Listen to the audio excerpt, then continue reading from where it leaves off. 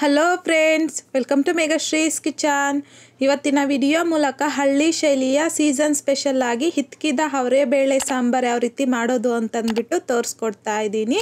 So ಬನ್ನಿ ಇವಾಗ ಯಾವ ರೀತಿ ಮಾಡೋದು ಅಂತಂದ್ಬಿಟ್ಟು ನೋಡೋಣ. ನಾನಿಲ್ಲಿ 1 kg ಆಗುವಷ್ಟು ಹಿತ್ಕಿದ ಅವರೇ ಬೇಳೆ ತಗೊಂಡಿದ್ದೀನಿ. ಸೊ ಈ ಅವರೆಕಾಯನ್ನು ಸುಲಿದ್ಬಿಟ್ಟು ಒಂದು 4 ಗಂಟೆ ನೆನೆಸಿ ಅದನ್ನು ಈ ರೀತಿಯಾಗಿ ಇಟ್ಬಿಟ್ಟು ಬೇಳೆ ರೆಡಿ ಮಾಡಿ ಇಟ್ಕೊಂಡಿದ್ದೀನಿ. ನಾನಿಲ್ಲಿ ಈ ಬೇಳೆ ಬಂದು 1 kg ಆಗುವಷ್ಟು ಆಗುತ್ತೆ. ಸೊ ಇವಾಗ ಈ 1 kg ಬೇಳೆಗೆ ಮಸಾಲೆ ರೆಡಿ ಮಾಡ್ಕೊಳ್ಳೋಣ. ಸೊ ಇವಾಗ ಈ ಬೇಳೆನ ಪಕ್ಕಕ್ಕೆ ಇಟ್ಕೊಂಡು ನಾನಿಲ್ಲಿ ಪ್ಯಾನಲ್ಗೆ 1 ಟೇಬಲ್ ಸ್ಪೂನ್ ಆಗುವಷ್ಟು ಎಣ್ಣೆ ಹಾಕ್ಕೊತಾ ಇದ್ದೀನಿ. ಇದರೊಳಗೇನೆ 1 ಟೀ ಸ್ಪೂನ್ ಆಗುವಷ್ಟು ಹುರ್ಗಡ್ಲೆ, 1.5 ಇಂಚ್ ಆಗುವಷ್ಟು ಚಕ್ಕೆ, ಹಾಗೆಯೇ ಒಂದು 7 ರಿಂದ 8 ಲವಂಗ ಹಾಕ್ಕೊತಾ ಇದ್ದೀನಿ. 1.5 ಇಂಚ್ ಆಗುವಷ್ಟು ಶುಂಠಿನ ಸಹ ಮೇಲ್ಗಡೆ ಸಿಪ್ಪೆ ತೆಗೆದ್ಬಿಟ್ಟು ಸಣ್ಣದಾಗಿ ಕಟ್ ಮಾಡಿಬಿಟ್ಟು ಹಾಕ್ಕೊತಾ ಇದ್ದೀನಿ. 2 ಮೀಡಿಯಮ್ ಸೈಜಲ್ಲಿರುವಂಥ ಬೆಳ್ಳುಳ್ಳಿನ ಸಹ ಮೇಲ್ಗಡೆ ಸಿಪ್ಪೆ ತೆಗೆದ್ಬಿಟ್ಟು ಹಾಕ್ಕೊತಾ ಇದ್ದೀನಿ. 1 ಮೀಡಿಯಮ್ ಸೈಜಲ್ಲಿರುವಂಥ ಈರುಳ್ಳಿನ ಸಹ ಸಣ್ಣದಾಗಿ ಕಟ್ ಮಾಡಿಬಿಟ್ಟು ಹಾಕ್ಕೊತಾ ಇದ್ದೀನಿ. ಹಾಕ್ಕೊಂಡಿದ್ದಾದಮೇಲೆ ಈ ರೀತಿಯಾಗಿ ಮಿಕ್ಸ್ ಮಾಡ್ಕೊತಾ ಲೋ ಫ್ಲೇಮ್ನಲ್ಲಿ 1-2 ನಿಮಿಷ ಈರುಳ್ಳಿ ಸಾಫ್ಟ್ ಆಗೋವರೆಗೂ ಸ್ವಲ್ಪ ಹೊತ್ತು ಫ್ರೈ ಮಾಡಿಕೊಂಡ್ರೆ ಸಾಕು. ನೋಡಿ, ಈ ರೀತಿಯಾಗಿ ಸ್ವಲ್ಪ ಲೈಟಾಗಿ ಪಿಂಕ್ ಕಲರ್ಗೆ ಚೇಂಜ್ ಆಗುತ್ತೆ ಈರುಳ್ಳಿ. ಆ ರೀತಿಯಾಗಿ ಫ್ರೈ ಮಾಡ್ಕೊಂಡಿದ್ದಾದಮೇಲೆ 2 ಮೀಡಿಯಮ್ ಸೈಜಲ್ಲಿರುವಂಥ ಟೊಮೊಟೊನ ಸಹ ಕಟ್ ಮಾಡಿ ಹಾಕ್ಕೊಂಡಿದ್ದೀನಿ. ಇವಾಗ ಮಿಕ್ಸ್ ಮಾಡ್ಕೊತಾ ಲೋ ಫ್ಲೇಮ್ನಲ್ಲಿ ಟೊಮೊಟೊ ಸಾಫ್ಟ್ ಆಗೋವರೆಗೂ ಚೆನ್ನಾಗಿ ಫ್ರೈ ಮಾಡ್ಕೋಬೇಕು. ನೋಡಿ, ಈ ರೀತಿಯಾಗಿ ಟೊಮೊಟೊ ಚೆನ್ನಾಗಿ ಸಾಫ್ಟ್ ಆಗಿದ್ದಾದಮೇಲೆ ಇದರೊಳಗೇನೆ ನಾನಿಲ್ಲಿ ಒಂದು ಅರ್ಧ ಕಪ್ ಆಗುವಷ್ಟು ಕೊತ್ತಂಬರಿನ ನೀಟಾಗಿ ವಾಶ್ ಮಾಡಿಬಿಟ್ಟು ಹಾಕ್ಕೊತಾ ಇದ್ದೀನಿ. ಹಾಗೆಯೇ ಒಂದು ಅರ್ಧ ಕಪ್ ಆಗುವಷ್ಟು ಧನಿಯಾ ಪೌಡರ್, 1 ಟೇಬಲ್ ಸ್ಪೂನ್ ಆಗುವಷ್ಟು ಚಿಲ್ಲಿ ಪೌಡರ್ ಹಾಕ್ಕೊತಾ ಇದ್ದೀನಿ. ನಿಮಗೆ ಖಾರಕ್ಕೆ ತಕ್ಕಷ್ಟು ಚಿಲ್ಲಿ ಪೌಡರ್ನ ಅಡ್ಜಸ್ಟ್ ಮಾಡ್ಕೋಬೋದು. ಹಾಗೆಯೇ 1 ಟೇಬಲ್ ಸ್ಪೂನ್ ಆಗುವಷ್ಟು ಚಿಕನ್ ಮಸಾಲ ಹಾಕ್ಕೊತಾ ಇದ್ದೀನಿ. ತುಂಬ ಚೆನ್ನಾಗಿರುತ್ತೆ ಟೇಸ್ಟು. ನಿಮ್ಗೇನಾದರೂ ಇಷ್ಟ ಆಗಿಲ್ಲ ಅಂತಂದರೆ ಸ್ಕಿಪ್ ಮಾಡ್ಬೋದು, ಬಟ್ ಹಾಕೋದ್ರಿಂದ ತುಂಬ ಚೆನ್ನಾಗಿರುತ್ತೆ. ಈಗ ಇದರೊಳಗೇನೆ 1 ಟೀ ಸ್ಪೂನ್ ಆಗುವಷ್ಟು ಗಸಗಸೆ, ಹಾಗೆಯೇ ಒಂದು ಅರ್ಧ ಟೀ ಸ್ಪೂನ್ ಆಗುವಷ್ಟು ಅರಿಶಿಣನ ಸಹ ಹಾಕ್ಕೊಂಡು ಇದನ್ನೆಲ್ಲ ಒಂದ್ಸಲ ನೀಟಾಗಿ ಮಿಕ್ಸ್ ಮಾಡಿಕೊಂಡ್ರೆ ಸಾಕು. ಫ್ಲೇಮ್ನ ಆಫ್ ಮಾಡಿಕೊಂಡು ಈ ಮಸಾಲೆ ಇಂಗ್ರೀಡಿಯೆಂಟ್ನ ಹಾಕ್ಕೋಬೇಕು. ಹಾಕ್ಕೊಂಡಿದ್ದಾದಮೇಲೆ ಒಂದ್ಸಲ ಮಿಕ್ಸ್ ಮಾಡಿಬಿಟ್ಟು ಈ ಮಸಾಲೆನ ಪೂರ್ತಿಯಾಗಿ ತಣ್ಣಗಾಗಕ್ಕೆ ಬಿಟ್ಬಿಡಿ. ತಣ್ಣಗೆ ಆದಮೇಲೆ ನೋಡಿ, ನಾನಿಲ್ಲಿ ಒಂದು ದೊಡ್ಡದಾದ ಮಿಕ್ಸಿ ಜಾರಲ್ಗೆ ಈ ಮಸಾಲೆ ಎಲ್ಲ ಹಾಕ್ಕೊತಾ ಇದ್ದೀನಿ. ಸೊ ಹಾಕ್ಕೊಂಡಿದ್ದಾದಮೇಲೆ ಅದೇ ಪ್ಯಾನಲ್ಗೆ 1 ಗ್ಲಾಸ್ ಆಗುವಷ್ಟು ನೀರನ್ನು ಹಾಕಿ ಆ ನೀರನ್ನು ಈ ಮಸಾಲೆ ಜೊತೆಗೆ ಹಾಕ್ಕೊಂಡು ಇದನ್ನು ಸ್ಮೂತಾಗಿ ಪೇಸ್ಟ್ ಮಾಡ್ಕೊಂಡು ತಗೋಬೇಕು. ಸೊ ನೋಡಿ, ಈ ರೀತಿಯಾಗಿ ಸ್ಮೂತಾಗಿ ಪೇಸ್ಟ್ ಮಾಡ್ಕೊಂಡು ತಗೊಳ್ಳಿ. ಇನ್ ಕೇಸ್ ಮಧ್ಯದಲ್ಲಿ ನೀರು ಸ್ವಲ್ಪ ಬೇಕು ಅಂತಂದರೆ ರುಬ್ಬೋದಕ್ಕೆ ಸ್ವಲ್ಪ ನೀರನ್ನು ಹಾಕಿ ಈ ರೀತಿಯಾಗಿ ಸ್ಮೂತಾಗಿ ರೆಡಿ ಮಾಡಿಕೊಂಡು ಮಸಾಲೆನ ಪಕ್ಕಕ್ಕೆ ಇಟ್ಕೋಬೇಕು. ಈಗ ನಾನಿಲ್ಲಿ ಪಾತ್ರೆಗೆ ಒಂದು ಅರ್ಧ ಇಂದ 1/4 ಕಪ್ ಆಗುವಷ್ಟು ಎಣ್ಣೆ ಹಾಕ್ಕೊತಾ ಇದ್ದೀನಿ. ಸೊ ಎಣ್ಣೆ ಬಿಸಿ ಆಗಿದ್ದಾದಮೇಲೆ ಇದರೊಳಗೇನೆ 1 ಟೀ ಸ್ಪೂನ್ ಆಗುವಷ್ಟು ಸಾಸಿವೆ ಹಾಕ್ಕೊತಾ ಇದ್ದೀನಿ.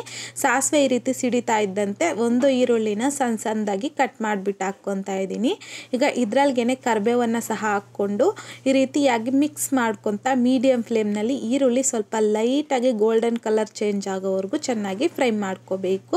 ಸೊ ಈ ರೀತಿಯಾಗಿ ಸ್ವಲ್ಪ ಗೋಲ್ಡನ್ ಕಲರ್ ಬಂದಾದಮೇಲೆ ಇದರೊಳಗೇನೆ ನಾವು ಮಸಾಲೆ ರೆಡಿ ಮಾಡ್ಕೊಂಡು ತಗೊಂಡಿದ್ರಲ್ವ, ಸೊ ಆ ಮಸಾಲೆನ ಹಾಕ್ಕೊಂಡು ಈ ರೀತಿಯಾಗಿ ಮಿಕ್ಸ್ ಮಾಡ್ಕೊತಾ ಲೋ ಫ್ಲೇಮ್ನಲ್ಲಿ 1-2 ರಿಂದ 3 ನಿಮಿಷ ಫ್ರೈ ಮಾಡಿಕೊಂಡ್ರೆ ಸಾಕು. ಆಲ್ರೆಡಿ ನಾವು ಈ ಮಸಾಲೆ ಫ್ರೈ ಮಾಡಿರ್ತೀರಲ್ವ, ಸೊ ಹಾಗಾಗಿ ಇವಾಗಲೇ ನಾವು ಮಸಾಲೆನ ಜಾಸ್ತಿ ಫ್ರೈ ಮಾಡೋ ಅವಶ್ಯಕತೆ ಇಲ್ಲ. ಜಸ್ಟ್ 1-2 ರಿಂದ 3 ನಿಮಿಷ ಈ ರೀತಿಯಾಗಿ ಮಿಕ್ಸ್ ಮಾಡ್ಕೊತಾ ಫ್ರೈ ಮಾಡಿಕೊಂಡ್ರೆ ಸರಿ ಹೋಗುತ್ತೆ. ಸೊ ಈ ರೀತಿಯಾಗಿ ಫ್ರೈ ಮಾಡ್ಕೊಂಡಿದ್ದಾದಮೇಲೆ ನಾವು ಹಿತ್ಕಿದ ಅವರೇ ಬೇಳೆ ರೆಡಿ ಮಾಡ್ಕೊಂಡು ತಗೊಂಡಿದ್ರಲ್ವ, ಸೊ ಆ ಅವರೇ ಬೇಳೆ ಹಾಕ್ಕೊತಾ ಇದ್ದೀನಿ. ಜೊತೆಗೆ ರುಚಿಗೆ ತಕ್ಕಷ್ಟು ಕಲ್ಲುಪ್ಪನ್ನು ಸಹ ಹಾಕ್ಕೊತಾ ಇದ್ದೀನಿ. ಹಾಕ್ಕೊಂಡಿದ್ದಾದಮೇಲೆ ಈ ಮಸಾಲೆ ಜೊತೆಯಲ್ಲಿ ಚೆನ್ನಾಗಿ ಮಿಕ್ಸ್ ಮಾಡ್ಕೋಬೇಕು. ಈ ರೀತಿ ಎಲ್ಲ ನೀಟಾಗಿ ಮಿಕ್ಸ್ ಮಾಡ್ಕೊಂಡಿದ್ದಾದಮೇಲೆ ಇದರೊಳಗೇನೆ 1 ಲೀಟರ್ ಆಗುವಷ್ಟು ನೀರನ್ನು ಹಾಕ್ಕೊತಾ ಇದ್ದೀನಿ. ನಿಮಗೆ ಸಾಂಬಾರ್ ಕನ್ಸಿಸ್ಟೆನ್ಸಿ ನೋಡಿಕೊಂಡು ನೀರನ್ನು ಅಡ್ಜಸ್ಟ್ ಮಾಡ್ಕೋಬೋದು. ನನಗಿಲ್ಲಿ ಸ್ವಲ್ಪ ಮೀಡಿಯಮ್ ಥಿಕ್ನೆಸ್ಸಲ್ಲಿ ಸಾಂಬಾರು ಅನ್ನೋದು ಬೇಕಾಗಿರೋದ್ರಿಂದ 1 ಲೀಟರ್ ಆಗುವಷ್ಟು ಮಾತ್ರ ನೀರನ್ನು ಹಾಕ್ಕೊಂಡಿದ್ದೀನಿ. ನೋಡಿ, ಈ ಕನ್ಸಿಸ್ಟೆನ್ಸಿಗೆ ನಾನಿಲ್ಲಿ ನೀರನ್ನು ಹಾಕಿ ಮಿಕ್ಸ್ ಮಾಡ್ಕೊಂಡಿದ್ದೀನಿ.